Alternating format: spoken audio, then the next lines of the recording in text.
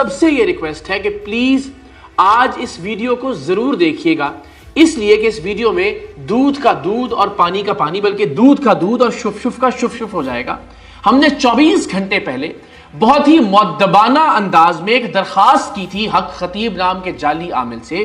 میں نے چیلنج کا لفظ بھی استعمال نہیں کیا، میں نے ریکویسٹ کی، میں نے بہت ہی مہذبانہ انداز میں ان سے کہا کہ آپ ہمیں نماز سنا دیں۔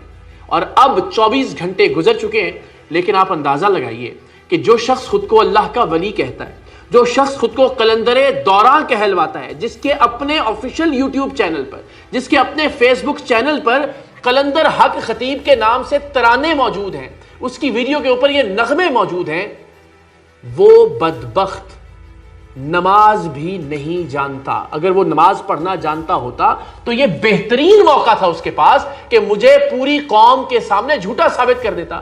وہ یہ کہتا ہے کہ میں ایجنٹ ہوں، میں اغیار کے ایجنڈے پر ہوں۔ کتنا آسان تھا کہ وہ ایک نماز سنا کر، جو ثواب کا کام ہے، اس ایجنڈے کو ملیہ میٹ کر سکتا تھا، تہس نہس کر سکتا تھا، اپنی ولایت کو ثابت کر سکتا تھا، یہ ثابت کر سکتا تھا کہ وہ واقعتاً ختم نبوت کا سچا سپاہ سالار ہے۔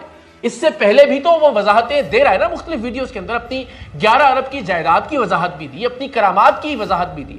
تو جو شخص خود کو ولی ثابت کرنے کے لیے آنکھ سے چینے نکالتا ہے، منہ سے کیلیں برآمد کرتا ہے، ان کی ویڈیو ریکارڈ کرواتا ہے، وہ ویڈیوز پوسٹ کرتا ہے، وہ شخص خود کو ولی ثابت کرنے کے لیے نماز پڑھ کر کیوں نہیں سنا سکتا؟ ہم نے کوئی غیر شرعی کام تو نہیں بتایا تھا، ہم نے کوئی غیر قانونی کام تو نہیں بتایا تھا، ہم نے کوئی بد تہذیبی بھی نہیں کی تھی کہ اسے موقع نہ ملے کہ دیکھیں جی کس انداز میں مجھ سے یہ مطالبہ کر رہے ہیں۔ ہم نے تو بہت ہی مؤدبانہ انداز میں یہ ریکویسٹ کی تھی کہ آپ اگر اللہ کے ولی ہیں تو یہ تو ایک بنیادی بات ہے کہ آپ کو نماز آنی چاہیے، آپ ہمیں نماز پڑھ کر سنا دیں۔ کتنا نالائق ہے یہ شخص کہ 24 گھنٹے میں یہ یاد کر کے بھی نماز نہیں سنا سکا۔ اور آپ اندازہ یہ لگائیے میں نے کتنا بڑا رسک لیا، میں نے اپنا 20 سال کا صحافتی کریئر داؤ پر لگا دیا۔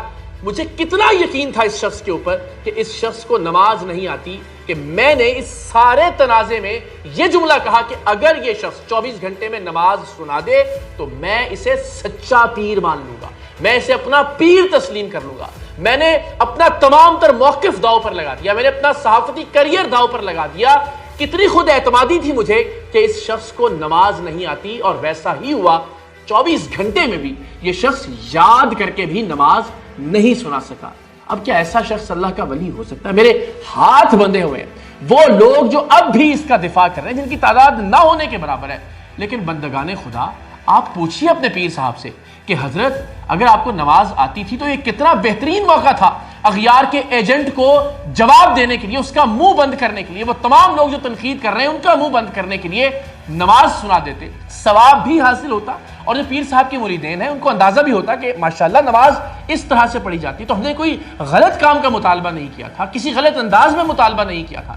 تو آپ سوچئے کہ کتنا نالائق ہے یہ شخص کہ جسے اب تک تو چلیے نماز اپنی زندگی میں یاد نہیں ہوئی، لیکن اتنا بڑا موقع ملنے کے بعد کہ جس شخص کو وہ ایجنٹ قرار دلوا رہا ہے، جس شخص کو کہتا ہے کہ جی یہ ختم نبوت کے مقصد کی وجہ سے میرے پیچھے پڑا ہے، اسے کیسا جواب دیا جا سکتا تھا ایک نماز سنا کر؟ وہ بھی 24 گھنٹے میں یاد کر کے نہیں سنا سکا۔ اگر یہ واقعی خود کو اللہ کا ولی کہتا ہے تو اس میں کوئی انا کی بات نہیں تھی۔ اللہ کے ولی تو اپنے پاس آنے والے سائلین کے ہر سوال کا جواب دیتے ہیں۔